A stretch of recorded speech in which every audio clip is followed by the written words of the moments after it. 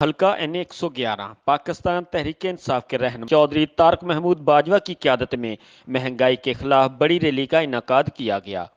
Rally میں گرد و نواح سے ہزاروں افراد نے شرکت کی۔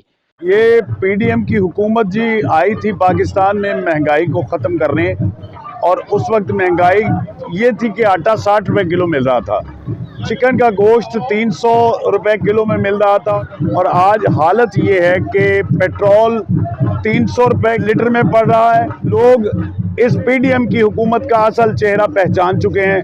خدا کے واسطے، خدا کے لیے اس ملک پر رحم کرو، پاکستان میں منصفانہ اور غیر جانبدارانہ الیکشن کرواؤ۔ شرکا نے موجودہ حکومت کی ناقص کارکردگی اور غریب مکاؤ پالیسیز کے خلاف شدید نعرے بازی کی۔